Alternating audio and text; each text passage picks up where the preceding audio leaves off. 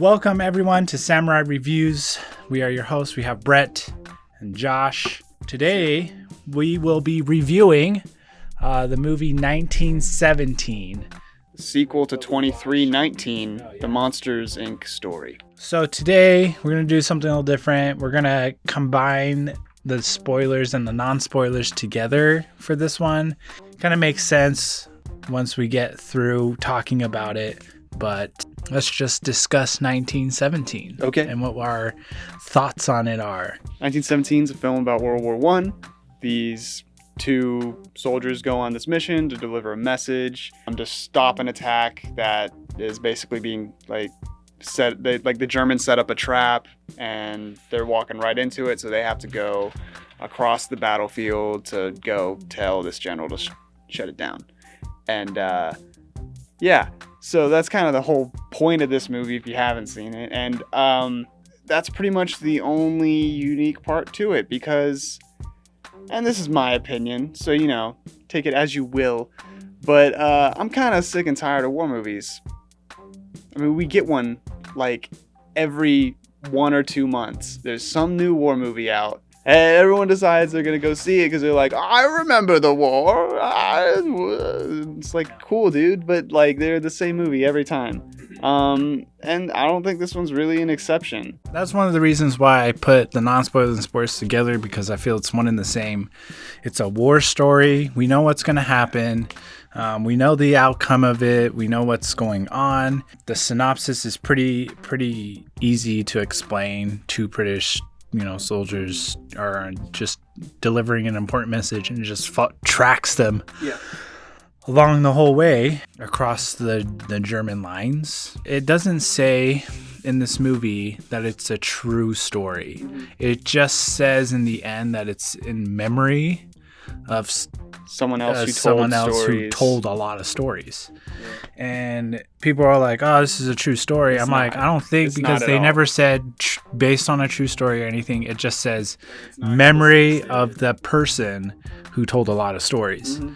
It's about a group of soldiers trying to do a job in the same war that we've seen a few dozen times. Yeah. So it's kind of cliche. When do we draw the line and say it's cliche?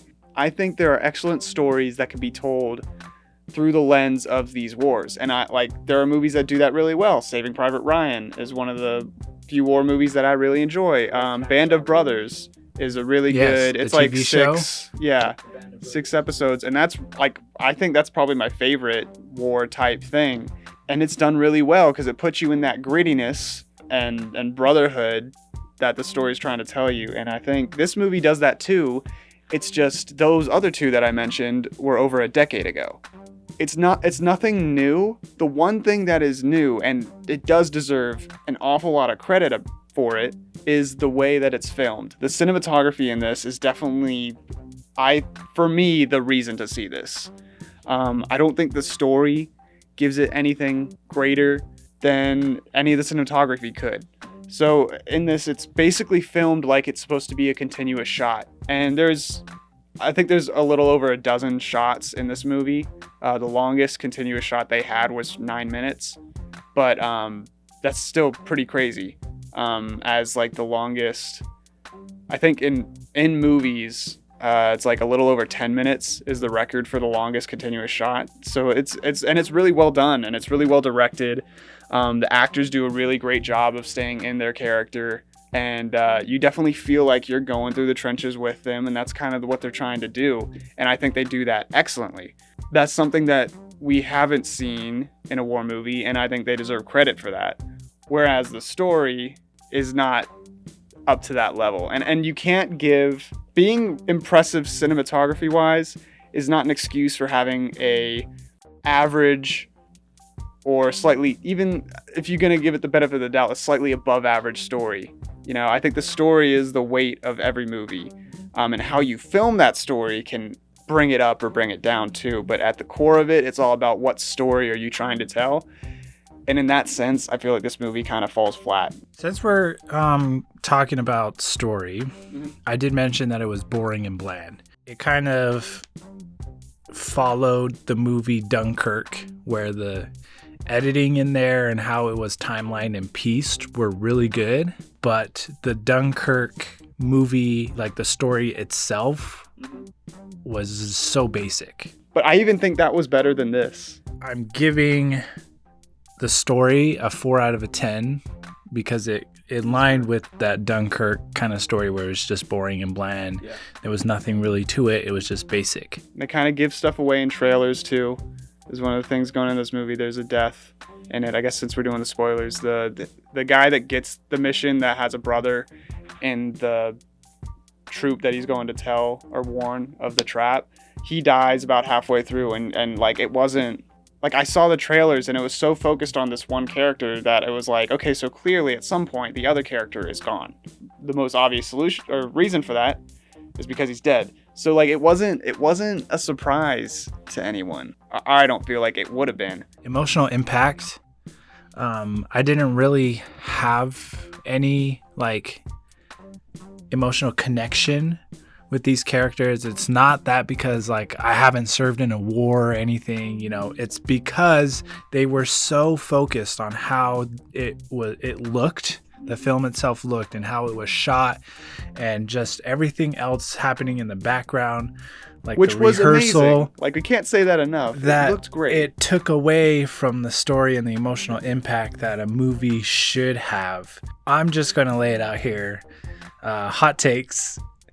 1917 should not win Best Picture. No, not at all. Because Best Picture is more than just how it looks. Yeah. It is how it looks and how it plays with the story, and the duality between them and the balance of just achievement all of this in cinematography is what it's also nominated for, and that is a perfect award for it to win. I think it should win that award, in fact, because cinematography wise, like we said, that is the reason to see this movie. It is very, very well done. It's probably a 9 cinematography wise, maybe even higher. I wouldn't go lower than a 9. I have cinematography here as 10 out of 10. I've never seen anything like it, and that's what makes it a 10 out of 10. Cuts were extremely smooth. You couldn't tell. Yeah. Like, except for maybe one time. It was like obviously a cut, but the other times you had no clue. You had to guess. I think that was meant for like, hey, this is the end of the first act kind of thing, and then that's why they made that cut. The hard cut, yeah. How the camera flowed kind of through the crowds, through the buildings, and like through the sets, and like the timing of like everybody going through the screens and that stuff kind of running through the camera flowed so well, and it just moved, you know, everything kind of. I thought the visual appeal of this was pretty good. I gave it an 8 out of 10.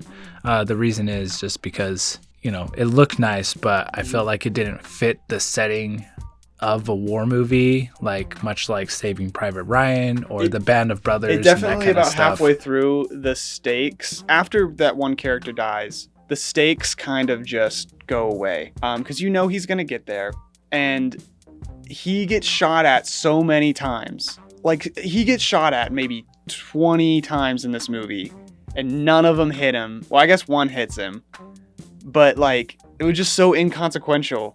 And because they wanted to keep that continuous shot type deal, they didn't really allow adequate time for him to like recuperate, because he went to go like he gets hit in his helmet. So he has like a concussion, and he's bleeding out of the back of his head, and it's really bad, and he's knocked out for like hours, and then he wakes up, and then he just kind of like has some lady put like a washcloth on his head, and he's like, oh, all right. I'm better now, yeah. like she's force healing him, going like all Ray on him, and it was just it just because they wanted to keep that continuous shot, that part of the story didn't really have any gravity to it. Also the fact that the whole movie, he's like, I need to get there, I need to go now. And then he just lost like hours. Like, it was light and now it's dark, and like he's still gonna make it in time. So it's just kind of, the stakes definitely drop about halfway through, and that's why the story element isn't really that good, and it's definitely over exaggerated. It's not moving. The only thing that was moving was the camera, and that was about it. But yeah, with all that said, I do feel like this is a quality movie. I do feel like most people are really going to enjoy this movie. Specifically, fans of war styled movies are going to like absolutely love this. Like, it's an obvious must see if you're into things like Dunkirk or anything like that. So this is like, but with that, I'll give you my rating. I give it a 7.5. So that's a pretty dang good rating because the cinematography was just that impressive. It's something that you just don't see a lot of, and that was very creative, original, dynamic. That was worth seeing, just the cinematography wise, and the set design, and like everything was just done so smoothly. Like, I definitely have a crazy amount of respect for that. I think the reason why they did this cinematic achievement with this story was because the story was basic enough for them to focus on, to be able to have you follow them through these things. and it was easier for the camera guys and that kind of stuff to follow and actually like put more effort into rehearsing for, you know, what's going to be in front of the camera rather than the story. So I think that's why they chose this kind of story for this cinematic achievement. Yeah, you definitely couldn't do this with like a Avengers movie or really any basic action movie. Yeah, with like a lot of characters. But you got to also give props to Sam Mendes, the director of this film. His creative like look and style that he puts on the screen, and I think his creative genius kind of just put himself out there with this movie. Yeah. 8 out of 10 for directing Sam Mendes. I think he got the emotions out in the actors, and how everything kind of just the choreograph in the background and everything ran was absolute genius. Entertainment value, like I said, I gave it a 5 out of 10 for entertainment value because I was just so focused on how it was shot. I wanted to see all the behind the scenes of like what's going on back there that I wasn't really paying attention to the story. I didn't care. So 5 out of 10 is just the guy even had my name, and I was like, yeah, Schofield. Yeah. Acting, I gave it a 10 out of 10 for the reason why is because you can tell they put a lot of work, and you got to give credit to their work and their rehearsal and all the timing and stuff, especially being on that camera for so long. So acting was phenomenal, 10 out of 10. My rating for this though is a 7. Yeah, the only thing that stands out was how it was shot, and that's about it. But everything else falls short. Yeah, I agree. That's the problem. Story is the biggest part. I never got what the guy wanted and what he needed. That's a samurai review of 7.3 for 1917. Yeah. Hope you guys enjoyed that review video. Stay tuned for our next review video. We're gonna do Uncut Gems, another 2019 film, and that'll probably be the end of the year for 2019 films. Yeah, thank you for our fans and our subscribers out there that do support us and watch our films. We appreciate you guys. For those who are new and are watching this for the first time, please support us by hitting that subscribe button, commenting on anything that you feel like we need to work on. We love to hear your opinion. Comment down below. Tell us how we're wrong about 1917. I'm all ears. We'll see you guys next time on Samurai Reviews.